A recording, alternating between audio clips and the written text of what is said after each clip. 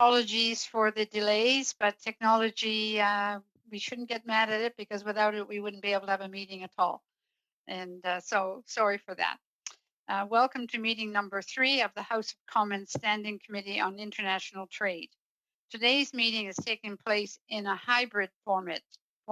Pursuant to the House Order of September 23rd, 2020, the proceedings are available via the House of Commons website. To ensure an orderly meeting, I have to outline a few rules. Members and witnesses may speak in the official language of their choice. Interpretation services are available for this meeting. You have the choice at the bottom of your screen of either floor, English, or French. For members participating in person, proceed as you usually would when the whole committee is meeting in person in the committee room, keeping in mind the directives from the Board of Internal Economy regarding masking and health protocols. Before speaking, please wait until I recognize you by name. If you are on a video conference, please click on the microphone icon to unmute yourself.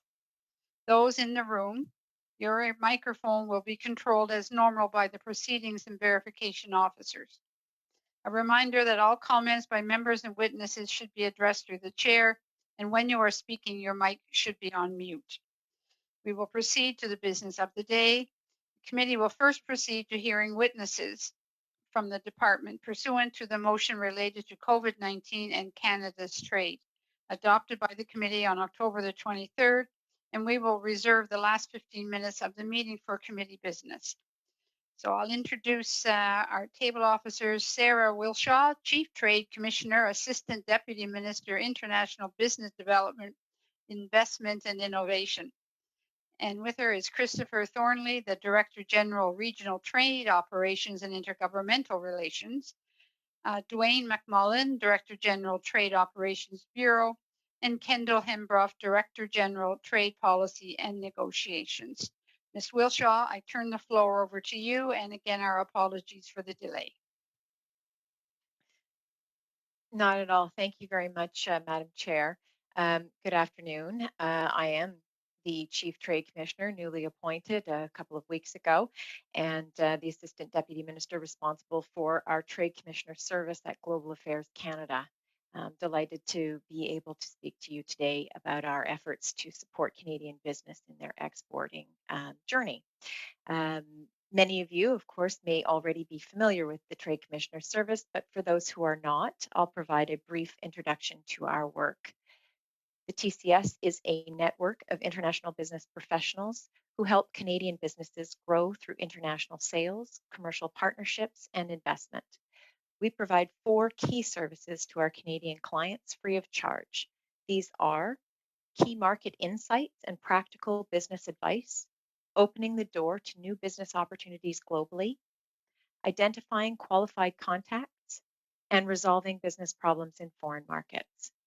We also offer programs and services aimed at helping Canadian innovators secure the international research and development partnerships that help them to turn their innovations into globally successful products and services. The TCS also plays a key role in attracting job-creating foreign direct investment to Canada in collaboration with Invest in Canada, other government departments, and provincial, territorial, and municipal governments. Le SDC, le Service Délégué. The TCS served 12,000 Canadian clients in 2019-2020 from 116 locations around the world, including 6 regional hub offices across Canada.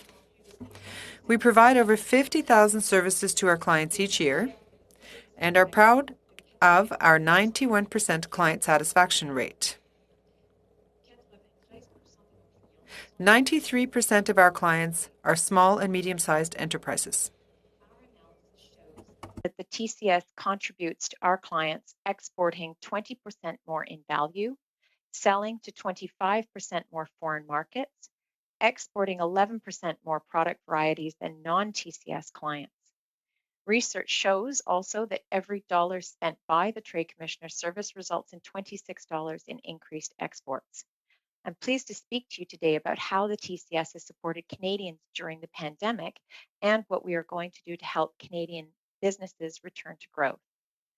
Depuis le début de la crise, le SDC a Since day one of the crisis, the TCS has put its international network and expertise to work in support of Canada's overall pandemic response. Having a strong network of trade commissioners abroad enabled the Government of Canada to quickly identify and engage the right suppliers of PPE, personal protection equipment, and other life-saving equipment in the first months of the pandemic. have also been able to help Canadian companies get Canada's own COVID-related products and services more rapidly into international markets. Through the TCS's Canadian COVID-19 Capabilities Directory, we are highlighting products and services of over 154 export-ready Canadian companies to foreign buyers. This initiative is helping us expand our exporter base in innovative sectors, example life sciences, while also contributing to the international fight against COVID-19. In addition to helping Canadian businesses continue exporting during the pandemic, the TCS also shifted gears to help companies find new international sources of supply for vital inputs. Not surprisingly, our problem solving service requests from clients increased by 49% between April and August compared with the same period in 2019. While the COVID-19 has been a shock, the TCS's longstanding commitment to innovation meant we were actually well positioned to take on the pandemic's challenges. Par exemple, aider plus d'entreprises. For example, helping more businesses grow their international sales through e-commerce has been a TCS priority in recent years. The expertise and capabilities we've developed in this area have enabled us to respond to the surge in interest in e-commerce resulting from the pandemic. Also long recognized the potential of digital modernization to enable us to deliver higher value services, expand our client base, and increase efficiency. Major overhauls to our online presence, digital tools, and service in the last year have positioned us to meet today's demand for more digital services and for more service and program delivery via virtual platforms. Indeed, services and programs across the Trade Commissioner Service are adapting to meet the needs of Canadian businesses in today's context while still advancing longstanding diversification and inclusive trade priorities. The TCS has successfully transitioned from supporting traditional in-person business meetings to facilitating more virtual events, webinars, and trade missions. For example, the Trade Commissioner Service is continuing to provide Canada's women exporter or to promote Canada's women exporters by coordinating a virtual trade mission to South Korea. This mission will support first-time and experienced Canadian exporters and women entrepreneurs in their expansion to the South Korean market. En réponse aux restrictions sur les voyages et la In response to restrictions on travel and in-person meetings, we have adjusted our popular Can Export SME program to help SMEs cover the costs of attending virtual trade shows, engaging in e-commerce, and pursuing other activities needed to enter new markets in an increasingly contactless business world. Despite COVID-19, we have also continued to expand the Canadian Technology Accelerator Program, CTA, with new programs established in Mexico City and in Berlin. CTAs have quickly adapted to the realities of COVID-19 and continue serving high potential Canadian tech firms through virtual programming and will do so in the months ahead. Canada is a trading nation. Goods and services exports are equivalent to 32% of Canada's GDP and imports 33%. 1 in 6 jobs are related to exports. Canada's recovery and long-term prosperity will depend on renewing our international trade, with an emphasis on continuing to diversify where we export, who exports, and what we export. It will also depend on ensuring that Canada continues to attract job-creating FDI. The TCS will remain focused on helping Canadian businesses increase their resiliency and maximize their recovery by diversifying into new overseas markets, particularly those made more accessible by agreements like CITA and the CPTPP. Sur la base de plus de 20 années d'expérience avec l'initiative of Building on over 20 years of experience with the Business Women in International Trade initiative, the TCS will also continue helping exporters of all sizes and ownerships, including women, Indigenous, visible minority, LGBTQ2, and youth exporters, expand into global markets. We will also continue positioning the TCS to better help the trade-driven scale-up of our firms in new and emerging sectors such as digital and clean technology. Supporting scale-up firms in these sectors will also mean continuing to help them find the right international partnerships to drive innovation, R&D, and commercialization.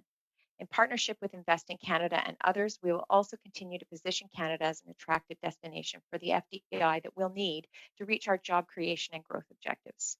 The TCS has continued to learn, adapt, and apply new approaches and technology to serve clients through our 125-year history, and we plan on doing the same for the next 125 years. Thank you again for the opportunity to join you today, and I look forward to your questions. Thank you. Thank you very much, Ms. Bishaw. And again, congratulations and good luck on your new appointment. On to our speakers list. For 6 minutes, we have Mr. Hoback. Well, thank you, Chair, and thank you again, Ms. Wishlaw, and again, congratulations in your appointment. I also want to congratulate Alicia Campbell, who's moving on to be the ambassador to EU. I think that's a great move, and I enjoyed working with her, and I look forward to working with you also. I'm a big fan of trade commissioners. Whenever I travel, I always try to make sure I stop in and visit with them wherever I go, and I've had some great briefings and great discussions with your trade commissioners.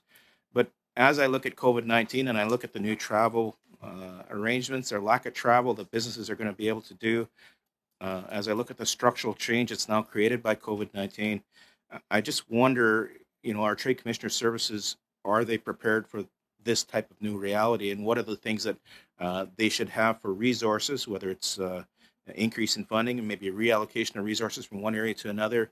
Have you looked at that in your going forward? Because I think you are going to be the face of a lot of businesses in a lot of countries now that is just because these businesses can't travel. So just kind of curious how you're going to handle that.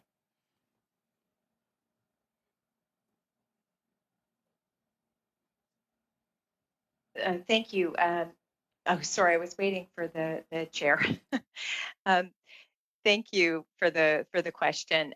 Certainly, our trade commissioners, and it should be said that they really did turn themselves on a dime in this process. I really don't know what more they could have done to help our clients or to continue services during the pandemic. As it was, as I say, our service delivery did not stop, even as some of our own trade commissioners were being evacuated themselves, and they continued to serve clients, helping them to adapt and adjust, and in some cases to find new opportunities. We regularly evaluate the location of our services and of the needs of our clients, and we do actually have a kind of an ongoing assessment of whether we are in the right places at the right time for to support our clients and their needs. So I do think that we will always be very careful and efficient with our allocations and making sure that we are using them in the most efficient way and in the markets where our clients need us. So, during the start of the pandemic, I know our trade commissioners got basically pulled into a variety of things, from logistics to getting people home. And I get that. And I think any government, I don't care who's in charge, would have been put in that situation, and they would have stepped in and done the work. But I am now concerned, as we see a lot of our embassies abroad, where those folks have now come back, they've been evacuated, and we're looking at Canadians not traveling as much. And what do we need for resources in those embassies? And I want to make sure that our trade commissioner services aren't being dragged into areas that is not their area, that belongs to somebody else. And because of the start of it, I can get why you got put into those areas. But now we have to get back to something where you need to focus back on Canadian businesses. So do you sense that happening, and do you have any concerns there? No, as a matter of fact, as you rightly point out, our trade commissioners have been working very closely with clients. They've never stopped serving their clients, and the focus that we have had, although it is true that we did sort of pivot some of our efforts towards sourcing, which is not a typical service of the Trade Commissioner Service. We have actually managed to create some success out of that as well. And we've also spent some time identifying excellent Canadian companies who can supply goods and services in the space of PPE and in the and critical medical technologies for others. And so I think that we're in the right line of business, and I think we're doing the best that we can for our clients, and will continue to do so, even remotely. And I can tell you that we have some of the trade commissioners who were evacuated from certain posts. Due to the context on the ground, have continued to work remotely. So we have trade commissioners who are normally posted in India who are serving clients from Vancouver, and we have trade commissioners who are normally in other locations serving their clients and continuing to work and stay in touch with their contacts remotely. So we'll continue to keep an eye on what our clients need, and we'll continue to work to serve them most efficiently with the resources that we're allocated.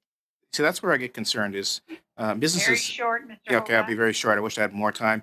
Businesses in Canada can do a Zoom call, and to have trade commissioners who should be in India in Canada doing Zoom calls is not necessarily providing the value other than the expertise they learned when they're in India. And that may be okay for a short term, but in the long term, we have to get them back in the field. So what is the game plan to do exactly that, and how do we do that safely? Thank you, Madam Chair. The department is looking very closely at where our staff are, and of course there is a certain duty of care that we are required to manage. And so where we were required to have a duty of care to our employees that required an evacuation, we are managing to get them back into a lot of those countries. There are very few where they are not able to enter. It certainly does depend on the public health situation in individual countries, but they are continuing to serve clients and doing so quite effectively. Thank you. Thank you. Thank you very much, Ms. Michelle. Ms. Badayan.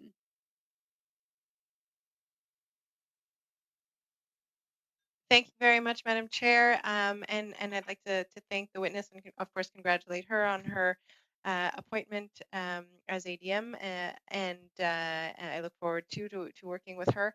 My first question is a bit more broad with respect to the state of play of our supply chains. As I'm sure you're aware, Canada did sign on to a number of joint statements and agreements early on in the pandemic. A first one was signed in March in order to keep supply chains open. What is your view of the supply chains that Canadian exporters and Canadian businesses are relying on at the moment? Thank you very much for the question. Indeed, international supply chains were affected, and there were some disruptions, certainly, and some trade restrictions of movement of course, people, but also in some cases goods. And as you rightly mentioned, there were certain discussions at in international fora with respect to trying to keep those vital supply chains open. In fact, international supply chains have actually held up reasonably well during the global pandemic. Our chief economist's office has looked into some of this and can say that there's actually little evidence of large-scale reshoring of supply chains, and doing so, we think, would actually reduce competitiveness going forward. Our preferred approach, of course, is to increase the resiliency of supply chains through that cooperation and improve transparency. But if I might turn to my colleague, Kendall Hembroff, who is working with the minister on the WTO proposals in the Ottawa group, I think that she may have something she could add here. Thank you. Sure. I'm happy to expand a bit in terms of what the impact has been of the various international engagement that Canada has undertaken since the start of the pandemic to try to keep supply chains open. That has taken a number of different forms. We've led a number of international statements, whether it be Excusez-moi, Madame la Présidente. Le service d'interprétation souligne que pour que l'interprétation puisse fonctionner, il faudrait que Madame approche le micro. You will need to bring the mic closer to your mouth to be interpreted, please. Thank you. All right, I will do my best. Canada has led on a number of international statements, whether at APEC, the G20, the WTO, with a view to encouraging other countries to keep their supply chains open and not impose trade restrictions. You know, our department has been tracking since the beginning of the pandemic the number of trade restrictions that countries have imposed, ranging from outright export bans to other types of trade restrictions. And that number has totaled well over 200 trade restrictions that have been imposed by different countries around the world since the beginning of March. The vast majority of those have not been notified to the WTO. And so there's been a lack of transparency, which obviously impacts Canadian business to a very significant extent. So, you know, we have really tried to make the case internationally that any measures that countries may need to undertake in response to the pandemic be targeted, proportionate, transparent, and consistent with WTO rules. And so more recently, in the context of the Ottawa Group on WTO reform, which Canada leads, we've been working very closely with like-minded WTO members to try to see what we can do in terms of encouraging the further openness of supply chains. And that includes, for example, work that we're doing right now on trade and health to look at whether or not there are ways in which we can promote more open trade in a variety of medical and health-related products. Thank you very much. And I guess to pick up a little bit on that, one of the things that I am obviously very concerned about and that the government is concerned about in general is that the pandemic is being used as an excuse to turn inwards by many countries, and we are seeing an increase in protectionist tendencies. I appreciate that that Mrs. Wishlaw, you're new to the post, but perhaps you or your colleagues can let us know what are officials hearing at your level from other countries, and you know, I certainly know Canada's leadership role at the Ottawa Group and at WTO. What other measures do you see Canada taking in order to ensure that we continue to have a rules-based international trading system? Again, thank you for the question. In this case, you know, the rules-based international order is something that our clients certainly rely upon to ensure a level playing field. And I would turn it to Kendall to elaborate on how that supports and what kinds of conversations have been going on internationally with regards to that. Sure. Well, Chair, I think as members will be aware, Canada has a wide network of international trade agreements, 14 countries with 51 countries. I guess, you know, we have tried as to be able to leverage those agreements during the pandemic, to be able to work with countries with whom we have those agreements in place in order to continue to support Canadian business. For example, when ministers of CPTPP countries met late this summer, we did release a statement encouraging the importance of keeping supply chains open. We are also working very closely with the European Union in the context of CETA to ensure that that agreement also continues to support businesses both in Canada and the European Union.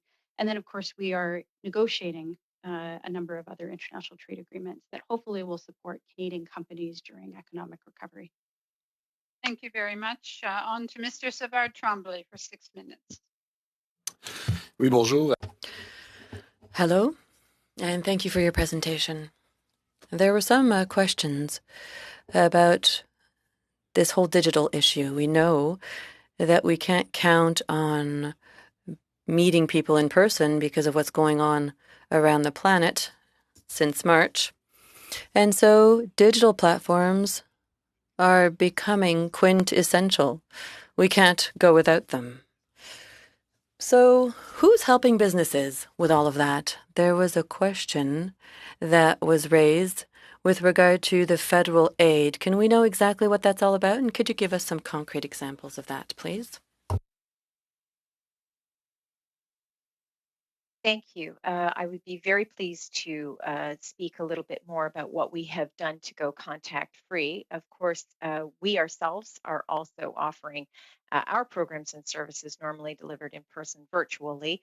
But I think you were asking more about how we are helping our clients to move in that direction.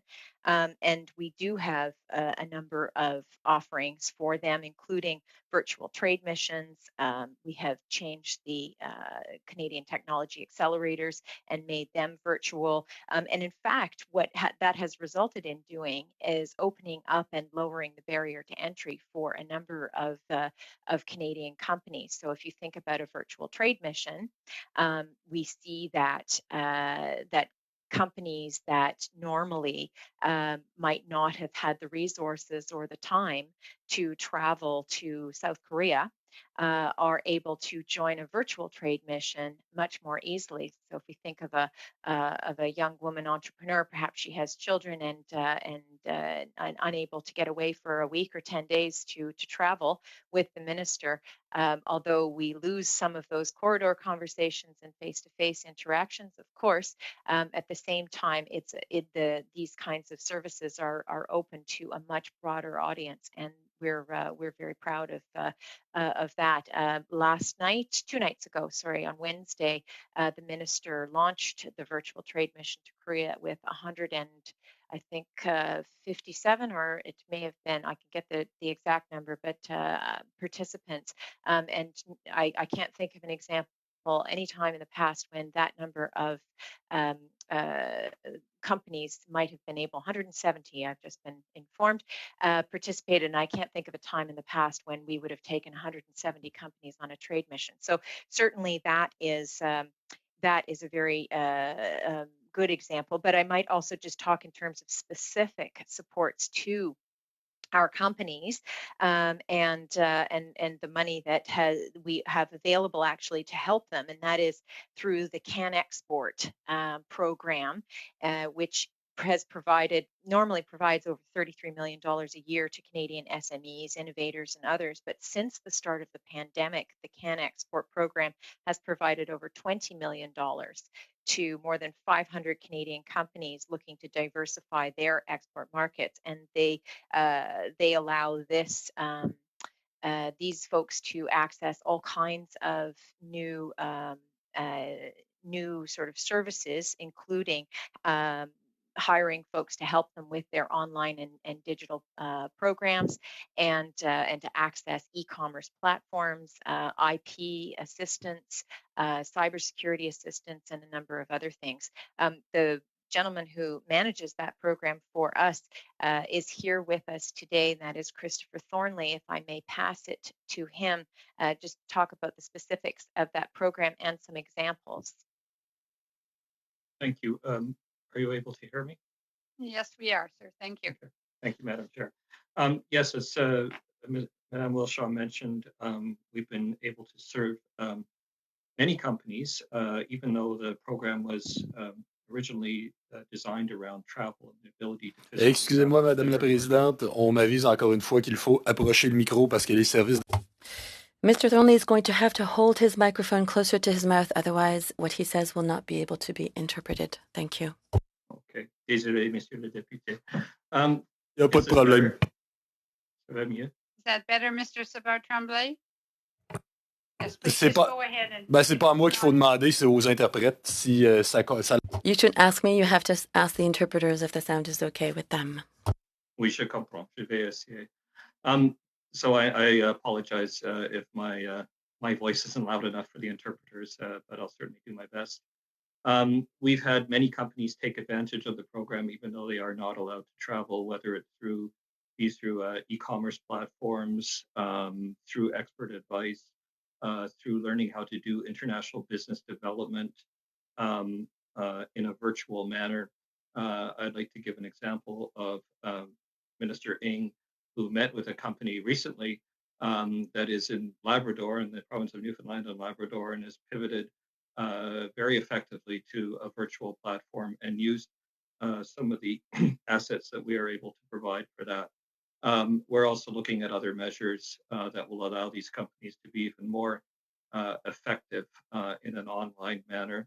I'd also like to just mention quickly, if I may, that our trade commissioners in Canada, over 130 of them throughout across the country, are working virtually with Canadian companies to support them in their efforts to work internationally. We continue to do virtual outcalls with them when we're restricted from meeting in person, and to, as was mentioned, support them not only on virtual trade missions, but to introduce them virtually to our trade offices around the world.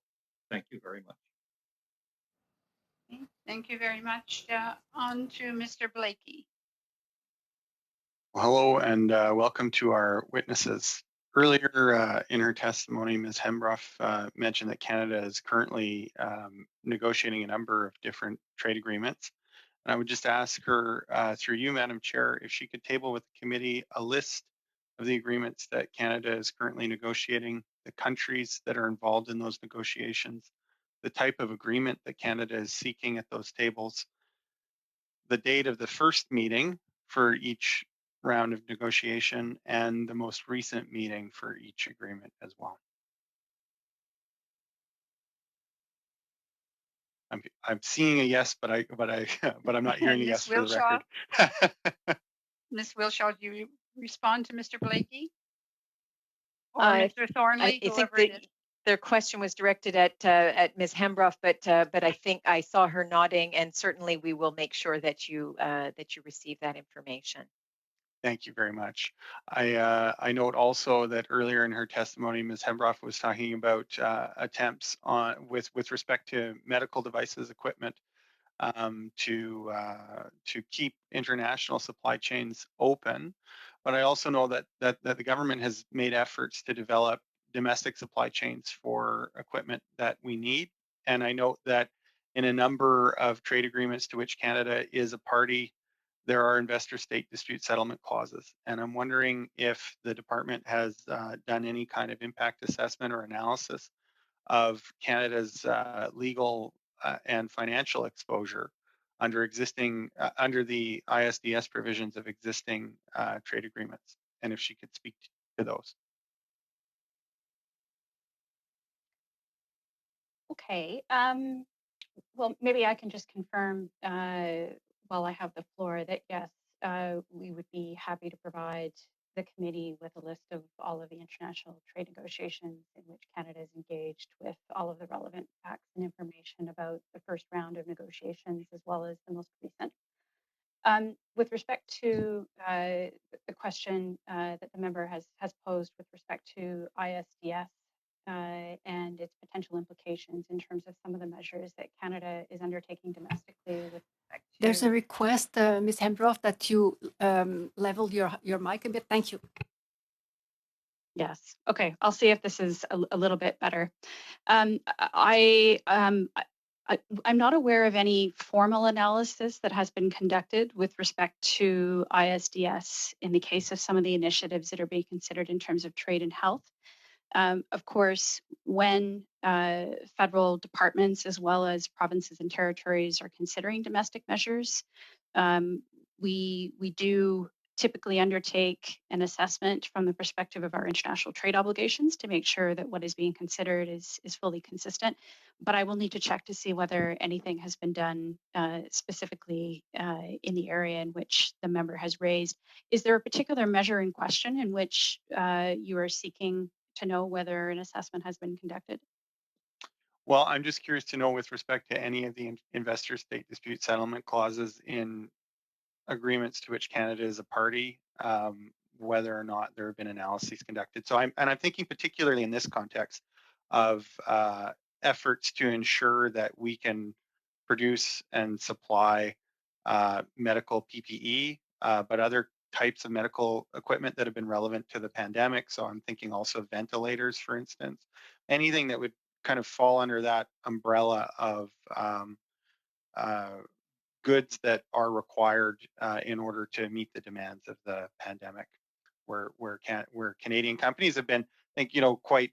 I'm quite glad that Canadian companies have stepped up in order to fill that need, but I am concerned that that companies from outside of Canada that are operating out of countries that are party to some of these agreements with Canada may eventually look on that disfavorably and seek damages under our current trade laws. So I'm curious to know what the government knows about that and what work has been done in order to understand what those risk factors are, and and and what the opinion of the government is, that it's not a real risk, or if there's a contingency plan, or if there's been any effort to engage our partners under those agreements to talk about temporarily suspending ISDS provisions. I know there are certainly a lot of Canadians who have engaged in a letter writing campaign to ask that parties at the very least temporarily suspend ISDS provisions during the pandemic, so that there's no fear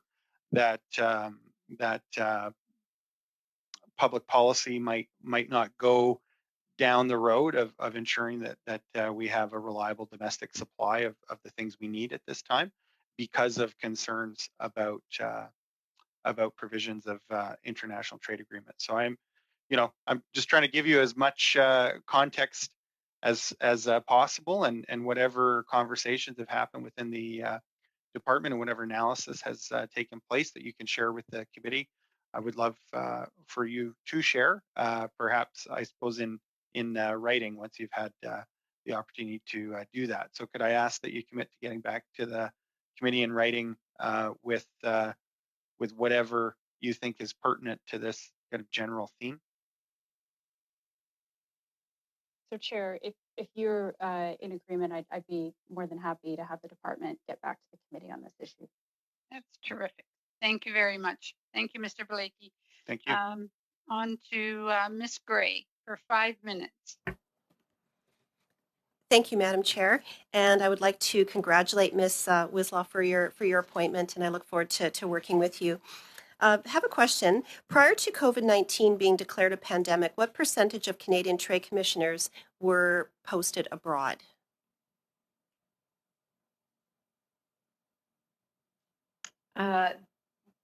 What percentage? We are roughly 1,000 abroad, 1,000 trade commissioners overseas. That includes locally engaged and Canada-based, which means that they are Canadian diplomats posted overseas. But we do actually have a large number of locally engaged officers who are citizens or local residents of the countries around the world.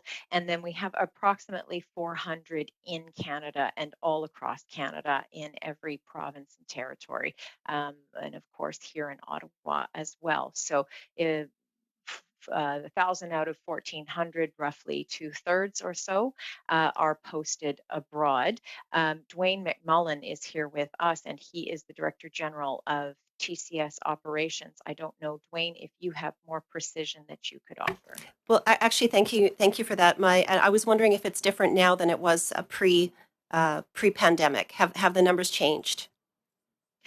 Well, as I think I mentioned, Madam Chair, of course, some of our trade commissioners were evacuated for health and safety reasons earlier in the pandemic. Most of them have, in fact, returned to their posts where that was possible. So I can get back to the committee with precise numbers of those who remain unable to return to their posts, but the vast majority have returned. Great, thank you very much. Can you table with the committee any analysis your department has done on changing the rubric for eligibility for trade commissioner services since the beginning of the COVID-19 pandemic? And I'm referring to specifically the trade commissioner service eligibility and services requirements.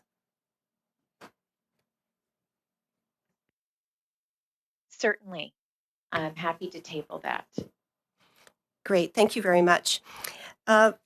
One other thing I wanted to ask was, can you table any analysis or reports your department has done on the effectiveness of trade commissioners in each region they're posted in, such as, again, referring to percentage of increase, dollar value, proactive outreach? Yes, I'm happy to table that. I can provide some insights now if you'd like. We're up against a very tight clock here, so if you have something very short to tell us, and then we can get the rest of the information, that would be great. So I can tell the committee, Madam Chair, I'm very happy to tell the committee that that in some cases our services have increased in certain areas, like problem solving, as I mentioned, is up considerably against normal times of the year, where our client satisfaction rates are also dramatically increased because, of course, our clients really needed our help, and we're grateful to receive it. Most of our numbers are down slightly over the usual year-on-year sort of comparisons, but still fairly impressive. So if I might just say, in since April since in the last year, we've been looking at 4,700 clients served or referred, 11,000, almost 12,000 services delivered just in the last in COVID, and over 790 successes, nearly 800 Great. successes. Okay, thank you very much for that sort of high-level description. Can you table any analysis your department has done to prepare trade commissioners if Canada ends up going back to the WTO rules on December 31st on trade with the United Kingdom if we don't have an agreement? Certainly, just to be very clear on that, and also the earlier question, there's no change in the eligibility for our trade commissioners' clients in terms of the firms that we work with are any firm that is Canadian firms that are facing any kinds of challenges. We haven't changed the eligibility requirements, and we would not change the eligibility requirements for the companies with which we work in the face of any change with our trade agreements with the United Kingdom. Thank you very much. On to Mr. Sarai. Thank you, Madam Chair, and thank you to all the guests we have today. My question, Surrey Centre is home to one of the largest softwood lumber um, mills and employers in the province, and perhaps maybe even in the country. And as you're well aware, lumber prices are very high right now, and in fact, record highs, $800 a board feet or more. So it's good for the industry currently, but my fear is that the Americans may retaliate again, as we've seen patterns in the past. What preemptive conversations or work has your office done with the Americans to make sure that this doesn't happen? Well, thank you, Madam Chair, for the question. The trade commissioners, of course, are working with the clients to ensure that they um, have opportunities presented before them and that they are in best position to take advantage of those opportunities. In terms of the discussions with the Americans and negotiations regarding softwood lumber, I would defer to my colleague, Kendall Hembroff, for that response. Yes. So, Chair, this particular dispute that we've had with the United States on softwood lumber is outside of my own responsibilities. So, if the member would appreciate more information on that, I might suggest maybe that we provide some clarification in writing. But I don't specifically work on our softwood lumber discussions with the United States. Yeah, I would appreciate that if you can send something over to us afterwards. I think other members on this panel would also appreciate that. The second is, although my riding doesn't produce, is not an agrarian riding, but it's a port riding, so we have a lot of exports out of it. And lentil exports have been actually doing very well. Canadian lentils being exported, particularly to Asia as well as the Middle East. Just wondering how the Trade Commission is working to ensure that that steady supply is not interrupted, as we've seen sometimes arbitrarily different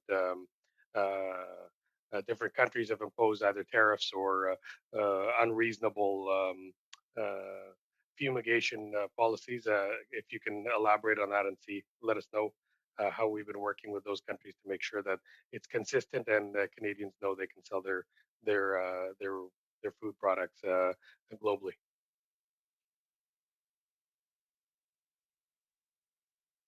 So thank you very much for the question. Of course, our trade commissioners in the field are always working with our farmers and producers to help them find opportunities, to diversify those opportunities, um, and to ensure that they have good, solid partnerships in place, and to help them to solve problems when those problems arise, including informing our trade policy colleagues when certain barriers come up, and asking them to work very closely and very quickly, of course, with our ag colleagues at the Department of Agriculture and Agri-Food Canada to try and resolve in a kind of a longer term. Short term, of course, we are always there to help with problem solving. And I can speak to personal experience when I was posted in India, the occasional difficulty in getting product through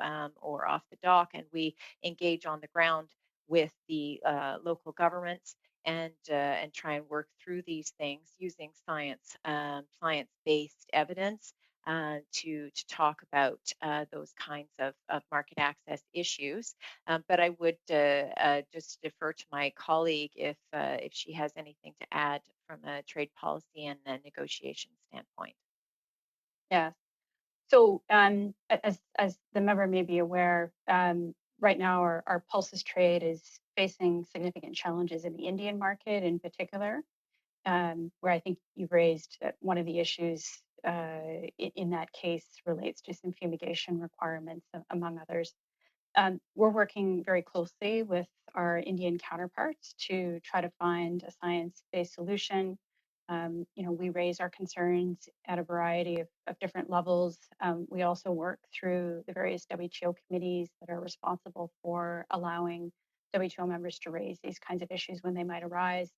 I mean, ultimately, in some cases, our government, may decide with, a particular irritant that we may proceed to formal dispute settlement where we feel that another country's measures are outside of the commitments that they have made under a trade agreement. Of course, we work very closely as well with the Trade Commissioner Service and our missions abroad in engaging in international advocacy. And really, ultimately, our aim when these types of problems arise is to resolve them as quickly as possible. Now, some of these issues can be quite challenging, and so sometimes it can take some time to resolve. But certainly, we're aware of some of the significant challenges facing our agriculture sector in a number of different sectors, including in the pulses sector in India. Thank you very much for that. On to Mr. Savard Tremblay for 2.5 minutes. Oui, please. merci. Yes, thank you. I have a question for Ms. Embroff. You said that there were some negotiations underway. What about the Mercosur negotiations?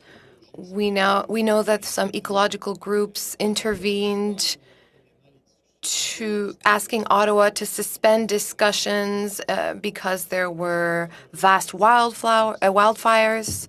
There's an environmental component. As for the EU, France and Germany also intervened to try and stop these negotiations for this very same reason. And so I'm wondering if this is on ice at the moment. Where are we with regards to Mercosur negotiations?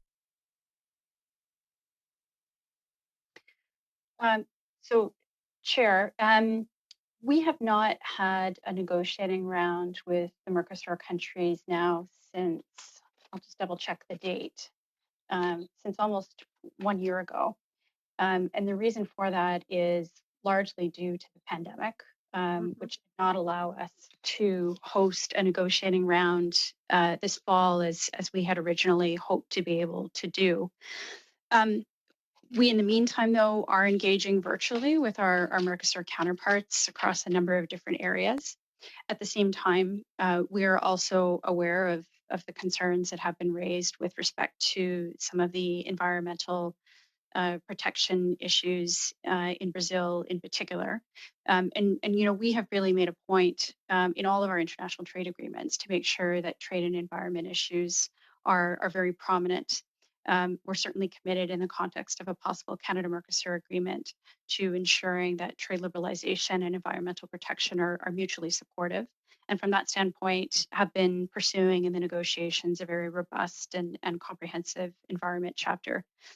This includes core environmental provisions focused on maintaining high levels of environmental protection and ensuring robust environmental governance, as well as a range of different provisions to address global environmental issues, including commitments to promote sustainable forest management and combat illegal logging and related trade. Thank you very much for a lot of that information. We'll go on now to Mr. Blakey for 2.5 minutes. Thank you. I guess on that theme, I just wanted to ask, I mean, is it the position of global affairs that it can sometimes be a legitimate way to put pressure on other countries to improve their behavior with respect to, for example, the environment by abstaining from trade negotiations or refusing to enter a formalized trade relationship? I mean, does the department think that that can be a legitimate strategy from time to time? I'm sorry, Madam Chair. I just want to raise a point of order with respect to the relevance to the motion that is before the committee. I think we're straying a little bit far from Mr. Hoback's motion on the impact of COVID-19. Yeah, thank you very much for pointing that out.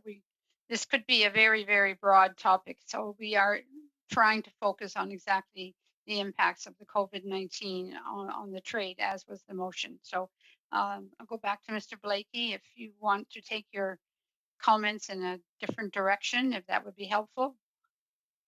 Well, I'd certainly look forward to following up on this theme at some time, Madam Chair, but I do take your point that another forum or another study might be a more appropriate venue, although the issue may come up because, I mean, as we discuss with other countries, for instance, about supply chains for goods that are required for the pandemic context, there may be countries that if, I mean, a part of what I'm trying to understand is whether the government's position is that we trade first and ask questions later, or whether it can be a legitimate strategy to say that in order to put pressure on other countries for non-trade specific types of policies, that we withhold trade from Canada. So I mean, I'll put the same question without the environmental example, but instead talking about in the instance that we were negotiating some kind of trade provision that is pandemic related, if it might not be a legitimate strategy for the government to see its trade agenda as a way to put pressure on other countries to exhibit certain forms of behavior on things that aren't directly a trade issue, as we normally understand that, but that Canada and Canadians nevertheless feel very strongly about. Could we get a very short response to Mr. Blakey? Chair, I think probably the shortest answer that I could give is that our trade policy is an extension of our foreign policy. And so when we are considering whether to embark on a prospective negotiation or conclude a particular trade agreement, there are a lot of different considerations, including the potential commercial benefits to Canadian business, a variety of different foreign policy considerations, and in some cases, development considerations. So those might include Canada's environmental commitments as well. Thank you very much, Mr. Blakey. I have to move on to Mr. Abutaf for 5 minutes. Yes, good afternoon, Ms. Wilshaw. Congratulations again, and as well, welcome to yourself and your team appearing before committee today. 3 figures I've heard that we have 1,000 trade commissioners abroad. We have about 130 back in Canada because of COVID. And for every dollar we spend, we get $26 in export.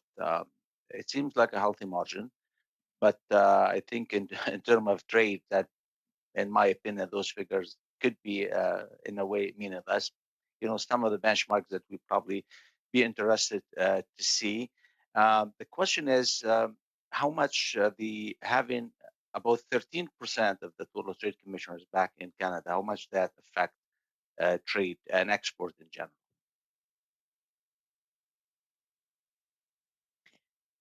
Thank you for the question. And Madam Chair, I think that we have not seen that the trade commissioners being back in Canada at the moment, or the very few that have not been able to return to their posts, we have not seen that that has resulted in less trade per se. There may be other reasons for reductions in the movement of goods and services abroad, and they would be impacted by some of the trade restrictions that have been put in place, of course. But from the in terms of the trade commissioner service, I don't think that the movement of trade commissioners back to Canada has resulted in a reduction in service or in trade. In fact, as I think I mentioned earlier, our trade commissioners continued even from their places of evacuation to serve our clients and to serve them very, very well during this time. If I might turn to, though, my colleague Dwayne McMullen, who is on top of our operations, might be able to speak to some of these examples. Dwayne? Thank you, Sarah. Thank you, Chief Trade Commissioner Wilshaw. And Madam Chair, in response to the member's question, though we have had a number of trade commissioners back in Canada for duty of care purposes, as the Chief Trade Commissioner has mentioned, most of them are back at mission now. And at the same time, we have been innovating about how we can help Canadian business. Oh, you did it right. How we can help Canadian business be successful by doing business remotely. Instead of a physical visit to the marketplace, to have the right tools and the right training so that they can have a virtual business meeting with their counterpart. And Minister Ng is in fact leading a large virtual trade mission to Korea next week as a larger scale test of how we can help Canadian business succeed, find new customers, even in a world where it's much more difficult to travel internationally to meet those customers. Thank you. As a matter of curiosity, the $1.26 margin, if we're to compare to similar economies, how are we doing? So the economic research is done as according to a standard methodology as defined by the International Trade Organization, which is a Geneva-based United Nations entity. So trade promotion organizations from many countries do similar research to generate the impact of their own trade promotion organizations. We can provide some of those comparisons to the committee as a follow-up, but Canada compares very well against other trade promotion organizations. According to so how often we monitor that benchmark or that target, and I hear Ms. Wilshaw mentioning that we had a drop in export in some areas, not necessarily due to the current situation that we live in through and the world is. The question is: the $26 still there now, and are we aiming higher to improve? We know we have a lot of room to grow as far as export, and that's something I think if it's being used as a benchmark, would be nice to look at and of course try to improve export further. We can get a short answer to that question. It would be appreciated. Yes, we look closely at that number, and we always want it to be a better number. Okay. Thank you very much. On to Mr. Sheehan for 5 minutes. Well, thank you very much, Madam Chair, and thank you to the presenters for the presentation, and thanks for your hard work. I know that you've been working extremely hard, like many of our great civil servants that have really stepped up to the plate during COVID-19. So I just wanted to recognize that, and the roles that you're connecting everyone in and acting as that facilitator of trade during these times has really been critical in connecting the government to small, medium-sized enterprises, to the large auto sector, etc. So I represent Sault Ste. Marie, and as many people on this trade committee know, I represent the second largest steel producing area in Canada, which plays a very important role in lots of supply chains, oil and gas industry, the auto industry, and just manufacturing in general. But I would like to zero in on the auto sector in particular because we've seen them close because of COVID and we've seen them open up. Um, from your perspective, where are we now, and where are the areas that we might want to concentrate on to continue to support the auto sector as it relates to trade and those important supply chains? Because the steel that's made in Sault Ste. Marie is made with coal and iron ore from the United States. It's getting on those trucks, ships, and rail lines, and it's coming up here, being made into steel, and then putting back on trucks. And sometimes it's 60% of Oklahoma Steel's exports go to the United States, head back across that border. So your comments on that, in particular in the trucking industry and going across the border as well. So thank you. Thank you. And Madam Chair, I recall seeing tables earlier on, and I'm sure we can provide some of this information about specifically the number of trucks that cross the border. But obviously, there was a very strong interest in maintaining as much of the open and free movement of essential goods and services, including trucks bringing essential supplies and other things into the country for the auto sector and for all sectors, including making sure that the shelves in our grocery stores are stocked. So, in terms of what the Trade Commissioner Service is doing, we are working very closely with our clients. We stay in touch with the industry associations as well as the provincial and territorial counterparts to ensure that we are looking for every opportunity to support their businesses, whether that's maintaining, or finding additional or alternate supplies or alternate customers, and doing what we can to make sure that their businesses are able to operate. Thank you very much. It's so critical to keep that open because, like here, there's a lot of nervousness, obviously, when the American administration, we weren't too sure which way they were going, and it looked like they were um, at one point going to do a full shutdown. And I was pleased to see the Prime Minister and the Deputy Prime Minister that was able to smooth things over because that would have just devastated towns like Sault Ste. Marie. So thank you. With this COVID-19. We're seeing, obviously, we're doing this meeting virtually, but we're seeing more and more people doing things via the internet.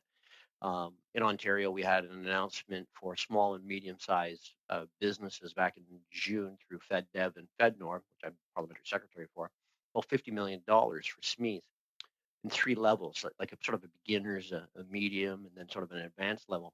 Could you make comments on business, not only in Ontario, but in particular small and medium-sized enterprises, and how they're adapting to COVID-19 and using websites, commerce-enabled websites, or just websites to promote trade? And if any recommendations you have.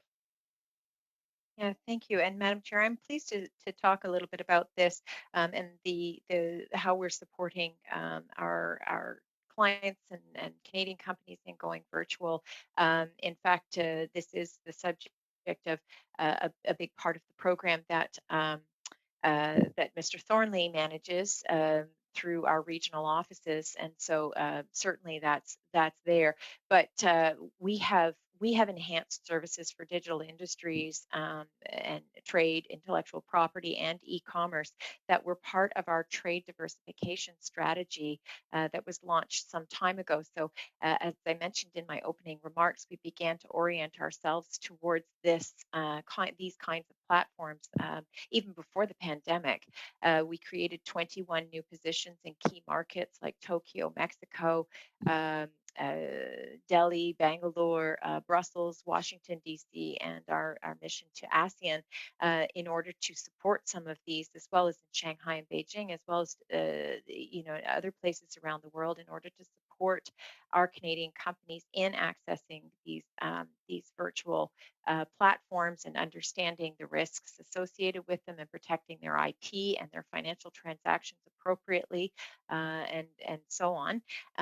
In fact, what I hear from my chief economist is that the number of Canadian SMEs exporting went from 19,600 in February to 15,600 in April, and is now back up to 18,400. So 6% lower than February, but significant improvement. And a lot of that is due to the fact that they have been able to access online platforms and e-commerce ways of connecting with their clients. There are lots of, and I should just mention very quickly that the Trade Commissioner Service is not the only service that is helping Canadian companies to do this. There are programs through ISED and other government departments who are working closely with, as well as the provinces and territories themselves, working closely with Canadian companies to help them access these opportunities online and to get themselves onto e-commerce platforms. I don't know if there's time for Mr. Thornley to add anything here, but I defer to you, Madam Chair. Thank you. Just to keep up with the schedule, to give all the members the opportunity. I'm on to Mr. Law Excusez-moi. for 5 minutes. Madame la Présidente, détail technique, on me dit, mon adjointe me dit que pour les gens qui sont au téléphone, l'interprétation ne se fait plus depuis environ 5 minutes. Ici, on l'a, ça va, on l'entend bien. Mais pour les gens qui sont au téléphone, semble-t-il, ça ne se rend pas. Point of order. We have no translation, Madam Chair. Yes, I noticed that.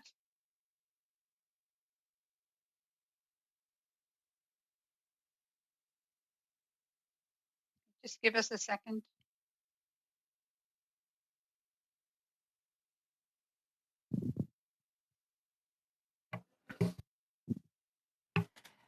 Madam Chair, we may suspend for 5 minutes, please.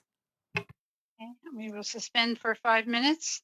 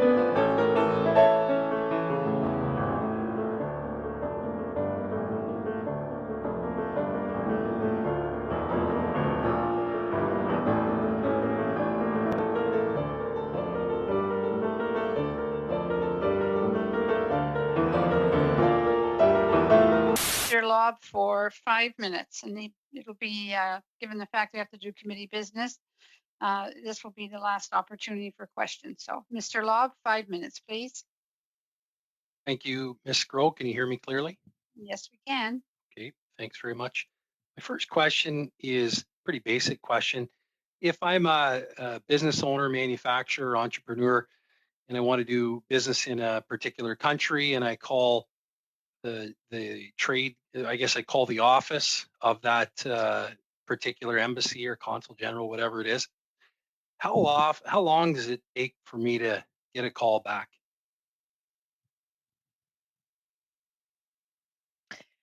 Thank you for the question. We do have a very quick response rate, and we try our best to get back to people as soon as we possibly can within a matter of hours, if that's possible. Depends on obviously some time zones. Of course, we also like our clients to stay very close to the regional offices we have, which are located all across the country, and they should be able to get back to them in real time. But we certainly have a service standard that is it is to get back to them within, I think Dwayne will correct me if I'm wrong here, but I believe it is 48 hours with a response. Sometimes it takes a bit of time to find the detailed information that we need to answer whatever the question might be, and then we will of course communicate that we are digging farther into it and get back to them. Okay, and if your standard's 48 hours, what percentage of the time do you meet that standard of 48 hours? Sorry, I misspoke myself earlier. I have been corrected that we have a 5 working days standard for response. So I should have been, I was a little ambitious in that. But obviously, I do know that our trade commissioners try to get back to their clients as soon as they possibly can. We meet the standard over 90% of the time, and we usually respond within 24 hours. But of course, as I say, some issues are more complex and do take a little bit more time for us. We look at, sorry, if I just might finish, I know you don't have a lot of time, but we do track our client satisfaction rate very, very closely, and we take it seriously when the clients tell us that we are not being responsive, and we follow up with that office to see what happened and why we weren't able to respond quickly, and we try and address those factors as soon as we possibly can. Okay, this summer I was talking to an ambassador who's stationed in Canada, and we were having a kind of an introductory conversation, and the ambassador mentioned to me that they were looking for a particular potential software service. Did I know of any potential companies in Canada that may be able to help them out? And I thought that was nice, but at the same time, I thought to myself, in the country where they're looking for this service, it seemed odd to me that our trade commissioner or somebody would not be able to connect the dots to that. So my question is really, do the trade commissioners in all the countries constantly follow the contracts, the tenders, whether it's government, private, and do they also have a list of companies in Canada that may be able to meet this, and is it refreshed? And in this particular case, how could a government contract in that country be missed when there's at least one company that I am aware of in Canada that could have met that service? How does that happen? Well, I'm certainly glad that the opportunity was raised, and I hope that it was transmitted to the Trade Commissioner Service for action, because as you rightly point out, there very likely is a Canadian company who can meet the needs. We do have people who watch for tenders and who watch for what's going up and for opportunities all over the world all the time, and we then reach back to our regional network to see if there are clients who can fulfill that need, and then we reach out to them and present those opportunities. They aren't always taken up. Is there a portal that that you know, the said trade commissioner would enter, and then it filters into a central filter in Canada where business can look at it, or other trade commissioners can look at it? How does it work? Like, how does that get populated so somebody would actually know this? So I might defer to my colleague Dwayne McMullen to answer that question. But certainly we have a website that is quite robust with a lot of information on it. It's Dwayne's team that manages that. And so if I could defer to him. When a trade officer in the field identifies an opportunity, the best way to get action is to connect it directly with the Canadian companies that are capable of acting on those opportunities. That's how we get to that $29 in exports per dollar invested in the Trade Commissioner service.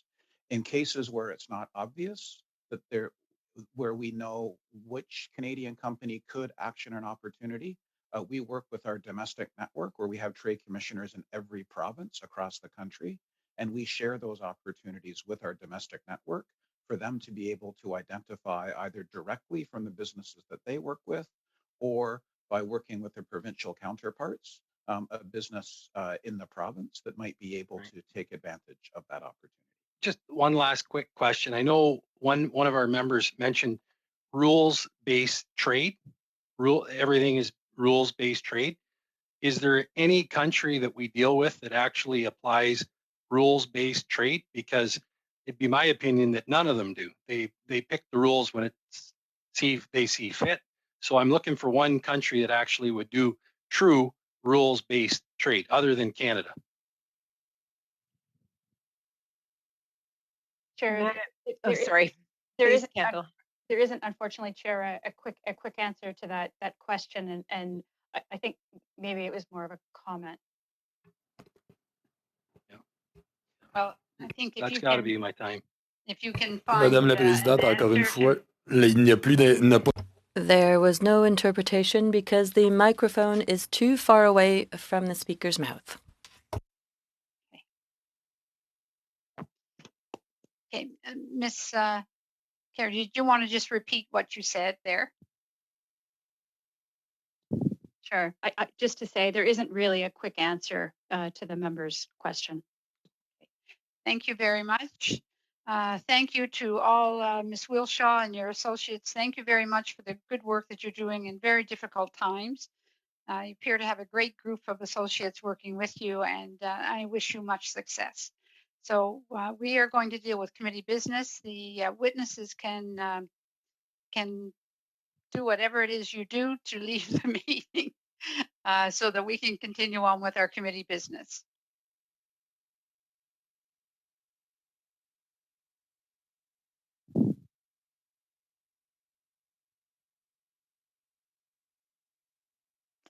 Okay, just giving everybody a minute to find their way. Okay, so we're going to deal with Mr. Dollywall's motion. And I had asked the clerk to send out another copy of the motion plus a revised version. And I'm going to read I need to read into the record certain things in order to explain my position on that motion. Standing Order 67, 1 and 2, consider a motion to go in public or in camera to be non-debatable. It's also outlined in Bosch and Gagnon on page 1089. And it says any member may move a motion to go from sitting in public to sitting in camera and vice versa. This motion is decided immediately without debate or amendment. As members know, committees may adopt procedural rules to govern their proceedings, but only to the extent that they respect the higher sources of authorities, which the standing orders are. In the previous Parliament, the Procedure and House Affairs Committee and the Human Resources Committee adopted similar motions. For reference, the procedure outlined in this type of motion tended to be used more as a guide for the chair and the committee on a way to proceed rather than a strict rule. Generally speaking, a committee may decide to adopt this as a general way of proceeding, and there may be agreement to continue to do so. However, it is important that members of the committee know that at some point, there could be a risk of this motion coming into conflict with what is laid out in the standing orders mentioned above. Given the discussion that we'd had with Mr. Dollywall's motion, my sense from the committee members that spoke to it was that they clearly wanted to have that motion in place. So I am not going to rule it inadmissible. What I have suggested is a couple of amendments that would make it much easier for us to function as a committee. Now you have the amendments. You should all have the amendments with you. So I guess I can read it out if necessary. First, this version of the motion could be interpreted by some as taking away the chair's discretion to start a meeting in camera. For greater clarity, a line could be included regarding the chair's discretionary authority to call a meeting in camera. For example, in the motion adopted by Proc during the 42nd Parliament, the line was included that said that the chair may schedule all or portions of a meeting to be in camera for the reasons listed above.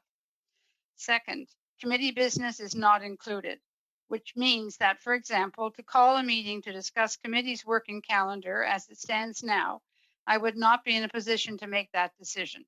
Therefore, I would suggest that committee business be added to the list of purposes to go in camera on Mr. Dollywall's motion. And finally, as the motion reads now, there are no limits to the debate about to go in camera or in public, which could go on for quite a while, eating all of the time that the committee would have at its disposal. So again, a suggestion is that, as Proc did in the 42nd Parliament, that we move that any motion to sit in camera shall be subject to a debate where the mover and one member from each of the other recognized parties be given up to 3 minutes each to speak to the motion, and that the mover shall then be given up to 1 minute to respond. With those suggested amendments to Mr. Dollywall's motion, things should continue to flow as they have previously, and I think with the support of the committee. Now, if there's any discussion, is someone prepared to move those suggested Chair. amendments to Mr. Dollywall's motion? Mr. Sheehan? Yes, I think I did the virtual hand right. I don't know. It kind of came up as a yellow hand, so I hope I hit the right button. I'm not sure. Christine's saying yes. So I would like to move those amendments as stated and circulated. Right. Any discussion? All those in favor? Everyone's good? Is it unanimous? Everything's good with that? Madam Chair? Mr. Lobb? Yes. I thought I had the raised hand function up, but it might I be. didn't see it. This is Okay. all a new process for us. Yeah, me too. Me too. My question is in regards to what you read out in about the time limit for, was it presenting a motion to go into camera? I can't remember how you phrased it, but it would seem to me that that would be limiting debate in a way, and it's not a criticism of you, obviously, but I'm not quite sure that we usually have that as a practice, is limiting debate on a motion. So I just wondered if we could get some more clarification on that one. Let me read it out again. This was a suggestion that any motion to sit in camera shall be subject to a debate where the mover of the motion and one member of each other recognized parties be given up to 3 minutes each to speak to the motion, and that the mover shall then be given up to 1 minute to respond. It wasn't to stifle debate, it was so that we wouldn't end up using an hour discussing, are we going to go in camera or not?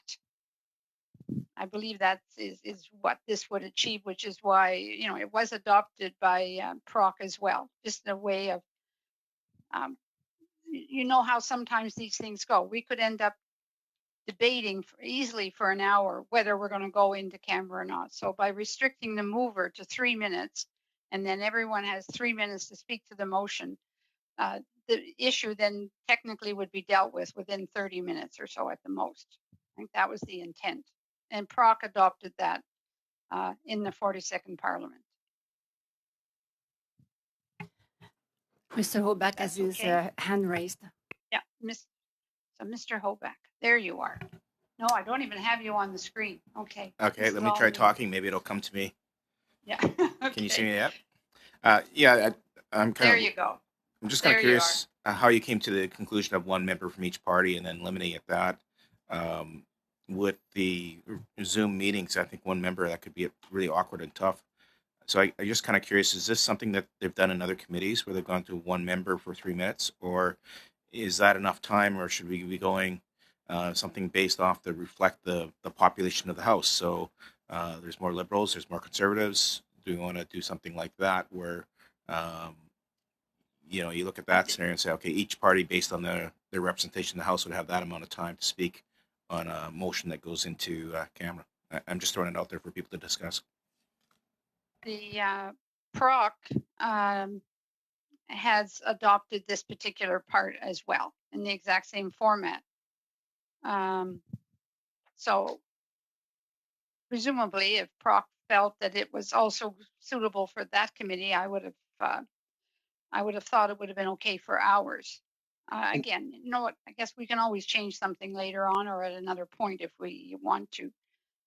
Madam Clerk, do you have any comments on that? It's No. good clerk. She doesn't.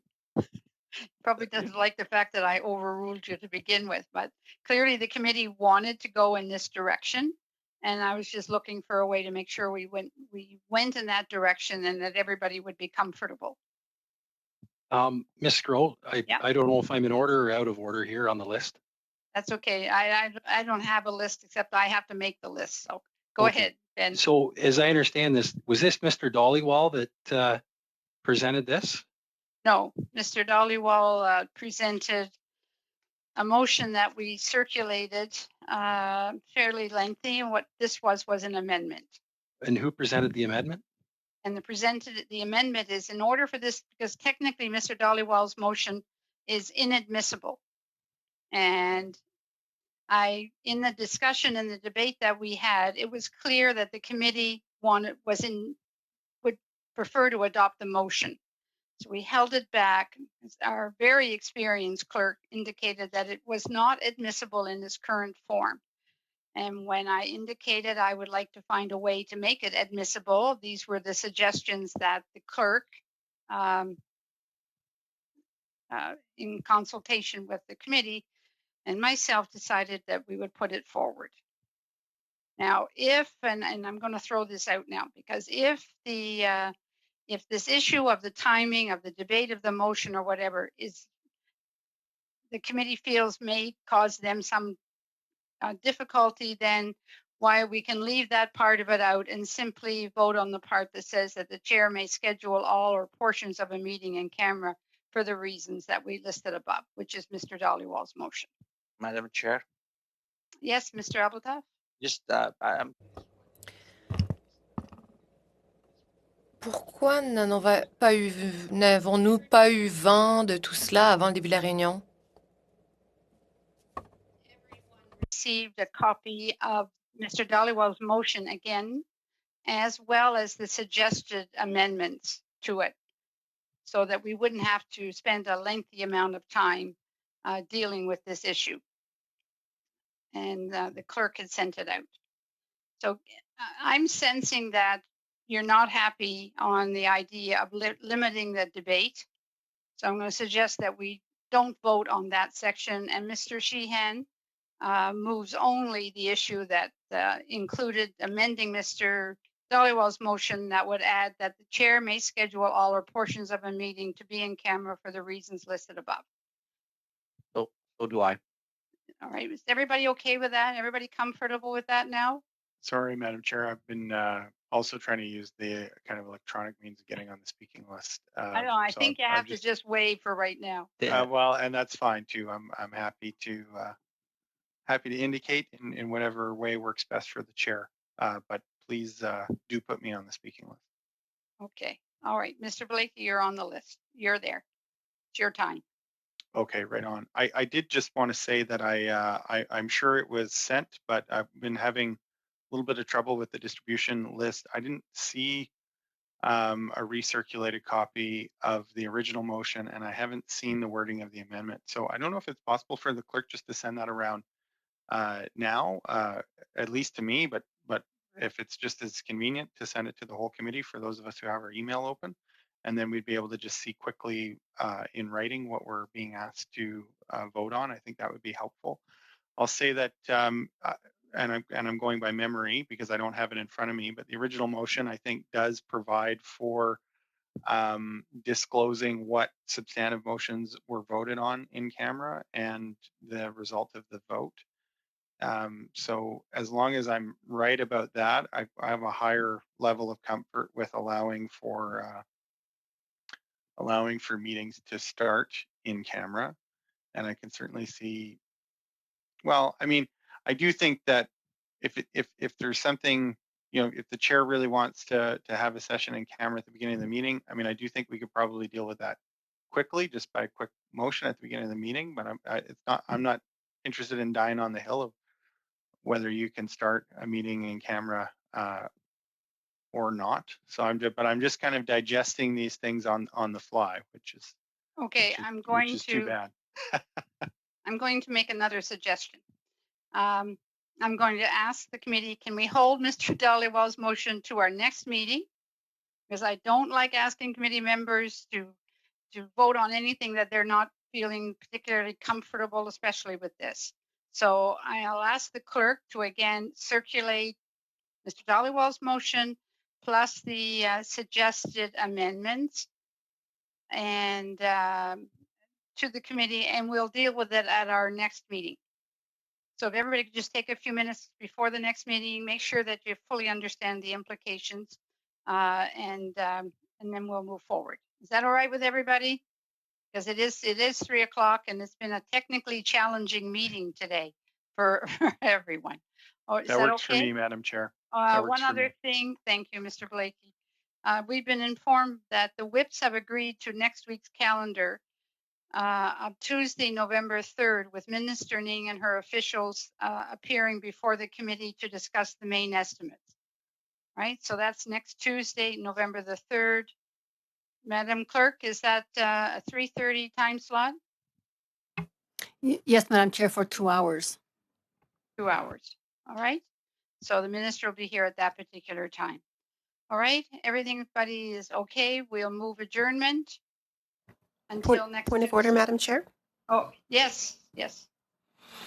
I just want, since we're moving this, what we were just discussing, the notice of motion, or that we've just tabled here today, I just want to make sure that that doesn't cut into us meeting with the ministers and the officials, because the time is so limited. The minister is only with us for an hour, and then the officials. So I just want to make sure that that doesn't cut into our time. Yes, that's why I will make sure that the clerk sends it out right away, and then I will ask that it be resent an hour before the meeting again to make sure that everybody has seen it, is comfortable with it, and we should be able to dispose of it at the last 10 minutes or so of the meeting, I would hope. Yeah, Okay, Chair. someone has a point of order. Is that Chair, Mr.? Yeah, in the same line, I think what we could do is instead of doing it at the start of the meeting, why don't we wait and do it at the end of the meeting and add 10 minutes onto the meeting to deal with this issue, so we get That's all what the I was time. suggesting. Yeah. Okay. That we deal with it at the end of the meeting. Okay. All right. Point of order, Madam Chair. Yes. I just want to clarify that there might be some conversation or debate around this, or there might not. We just want to make sure that if you only allocate, a minute for it at the end, so that we still get the full 2 hours, that it might go over. So we should perhaps all agree that we have a bit of an extended meeting, just so that we can deal with, even if we, say it's at least 15 minutes. It might go quickly, but we don't want to handcuff ourselves. Absolutely. We're not going to cut into any of our important witnesses while we have them there. Right? Okay.